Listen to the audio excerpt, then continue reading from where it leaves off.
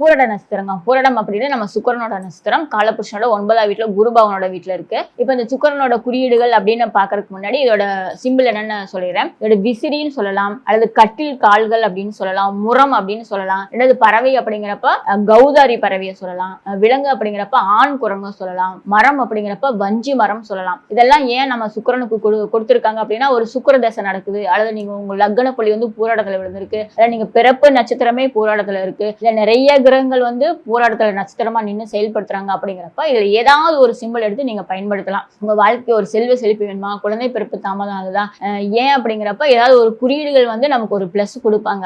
ஏன்னா பெரியவர்கள் வந்து ஒன்னுல விட்டா கூட ஒன்ன புடி அப்படின்னு ஒரு வாக்குமொழி சொல்லியிருக்காங்க. அப்ப எதுலயாவது ஒரு பிளஸ் கிடைக்கும் அப்படின்னா ஒரு நட்சத்திரத்தை நம்ம கண்டிப்பா இயக்கணும். அது பிறப்ப நட்சத்திரம் அப்படிங்கிறப்ப நம்ம உடலோட இருக்கிற நட்சத்திரம். நம்ம எப்ப பிறந்தோமோ ஏன் அந்த குறிப்பிட்ட நட்சத்திரம் நம்ம பிறக்க வைக்கிறாங்க அப்படின்னா அது ஒரு கர்மா காரிய அடிப்படையில பிறக்கிறோம். அப்ப அந்த நட்சத்திரத்தை நம்ம வருஷம் பூரா ஆக்டிவேஷன் பண்ணிட்டே இருக்கணும் அப்படின்னா 3 காரியம் செய்யலாம். ஒண்ணு கோயிலுக்கு போகலாம், இல்ல அந்த நட்சத்திரத்தோட குறியீடுகளை நம்ம பயன்படுத்திக்கலாம், இல்ல அந்த உணவுகளை நம்ம சாப்பிடலாம். இந்த குறியீடுகள் அப்படிங்கிறப்ப நம்ம உடலோட ஒரு நட்சத்திரம் மாதிரி எப்பவுமே 24 hours உங்களோட இருந்துட்டே இருக்கும். பறவை, மரம், மித்த 2-3 குறியீடு இருக்கு இல்லைங்களா, எது உங்களுக்கு பிடிச்சதோ அதை எடுத்து நீங்க டவுன்லோடு பண்ணி உங்க பாக்கெட்ல வச்சுக்கலாம், உங்க வீட்டுல வச்சுக்கலாம், உங்க கடையில, உங்க ஆபீஸ்ல இதெல்லாம் வைக்கிறப்ப உங்களோட செல்வ செழிப்பு உங்களுக்கு என்ன வேணுமோ அது வந்து அந்த நட்சத்திர குறியீடுகள் உங்களுக்கு பிளஸ் பண்ணிட்டே இருப்பாங்க.